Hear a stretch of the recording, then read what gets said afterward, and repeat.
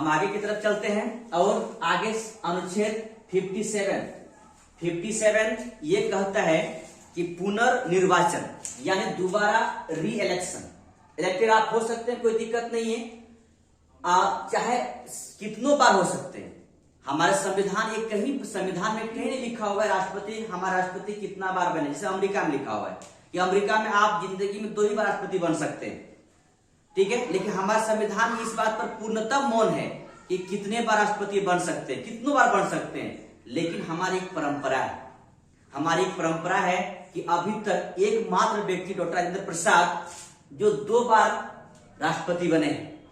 एक बार 1952 के चुनाव में, दूसरा बार दोबारा फिर से 1957 में और 1962 तक 10 साल और 2 साल और जोड़ दीजिए 12 साल, सब मिला के 12 साल तक राष्ट्रपति के तौर पर डॉक्टर राजेंद्र प्रसाद रहे हैं, ठीक है। लेकिन इसके बावजूद अभी तक दोबारा कोई ऐसा व्यक्ति नहीं आए जो 2 बार राष्ट्रपति पद पर तैनात हुए यानी बैठे या पद पर आसीन हुए, ऐसा कोई व्यक्ति नहीं है। एकमात्र व्यक्ति है राजेंद्र प्रसाद। तो याद रखिएगा अनुच्छेद 57 में पुनर्निर्वाचन की बात करता है या राष्ट्रपति कितनों बार आप बन सकते हैं। हमारा संविधान इस विषय में पूर्णतः मौन है, ठीक।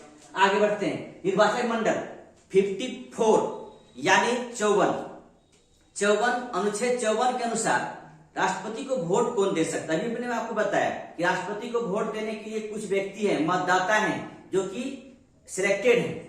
आम जनता वोट नहीं करते हैं, आम जनता के प्रतिनिधि वोट करते हैं। तो वोट देते कौन हैं इसके विषय में आपकी जानकारी होनी चाहिए। तो वोट जो इनको वोटिंग करने वाले व्यक्ति हैं वो लोकसभा के मेंबर और राज्यसभा के मेंबर यानी सांसद, लोकसभा राज्यसभा के मेंबर और राज्यों के विधानसभाओं के सदस्य, और वो भी निर्वाचित।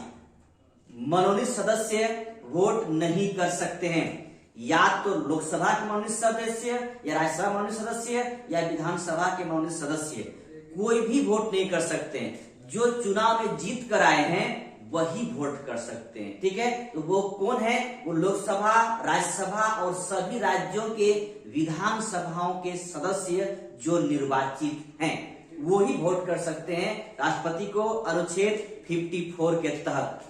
लेकिन एक चीज और है, यहां पर ध्यान दीजिएगा। दिल्ली और पुदुचेरी 17वां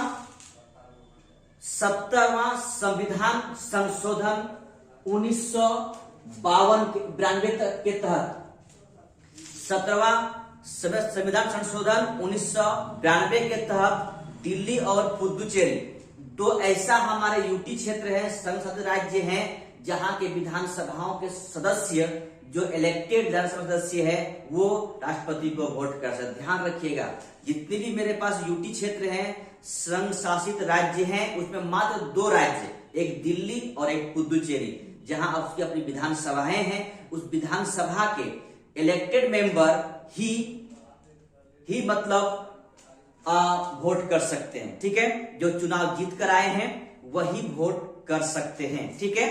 तो और ये कब हुआ था, 17वां संविधान संशोधन 1992 के द्वारा दिल्ली और पुदुचेरी को दिया। तो याद रखिएगा कि राष्ट्रपति को वोट करने वाले व्यक्ति में लोकसभा, राज्यसभा और विधानसभाओं के निर्वाचित सदस्य और 17वां संविधान संशोधन 1992 के तहत दिल्ली और पुदुचेरी के विधानसभाओं के निर्वाचित सदस्य ही वोट कर सकते हैं, ठीक है। इतना सा याद रखिएगा कि वोट कौन कर सकते हैं।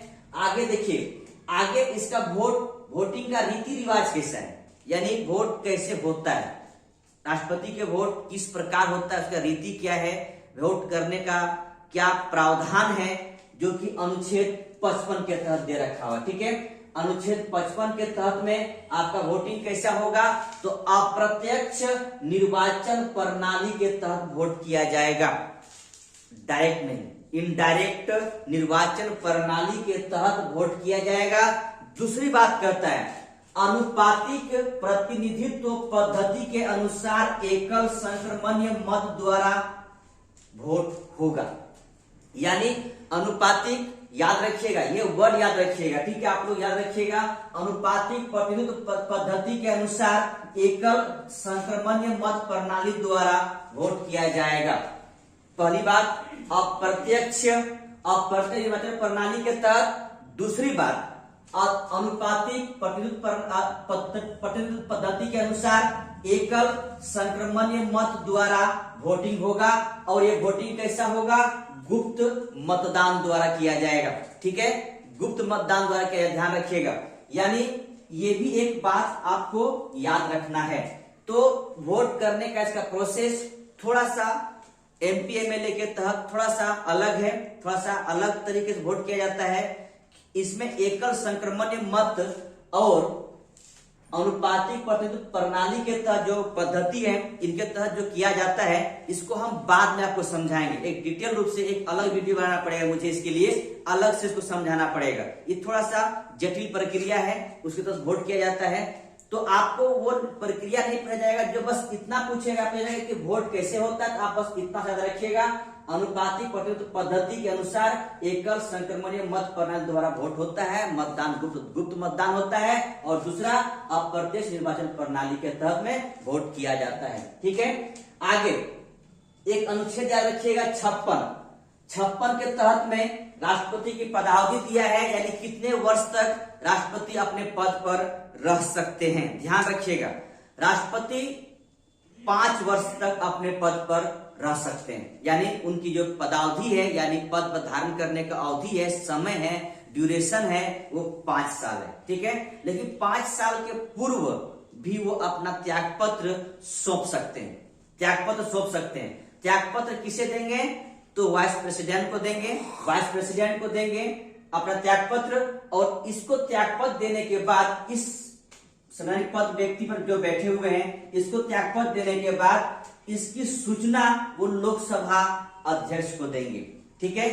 लोकसभा अध्यक्ष को देंगे सूचना कि हमें राष्ट्रपति हमें त्यागपत्र दे दिया। ध्यान रखिएगा, त्यागपत्र देने का जो प्रोसेस है, अनुच्छेद 56 के तहत पदावधि दिया हुआ है, अनुच्छेद 56 के तहत पदावधि दिया हुआ है, यानी 5 वर्ष तक वो रह सकते हैं, लेकिन 5 वर्ष से पूर्व अपना त्यागपत्र सौंप सकते हैं। किसे? उपराष्ट्रपति को, और उपराष्ट्रपति क्या करेंगे? सूचना देंगे किसको? लोकसभा अध्यक्ष को, ठीक है। तो आपको आपके जहन में एक चीज आता होगा, त्यागपत्र जो ही आया तो आपको लगता होगा इसमें महाभियोग की प्रक्रिया है, कुछ तो आपको पता ही है महाभियोग की प्रक्रिया है।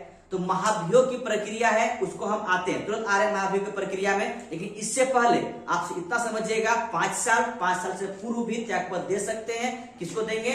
उपराष्ट्रपति को, और इस सूचना किसको देंगे? लोकसभा अध्यक्ष को। ये सूचना देंगे लोकसभा अध्यक्ष को, ठीक है।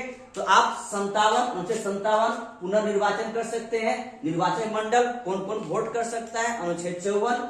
निर्वाचन का रीति क्या है? वो 55 के तहत में होता है। और एक आपका अगला अनुच्छेद 56 जो 5 साल उसका कार्यकाल है, पदावधि 5 वर्ष का होता है, और 5 वर्ष से पूर्व त्यागपत्र दे सकते हैं उपराष्ट्रपति को, और उपराष्ट्रपति क्या करेंगे?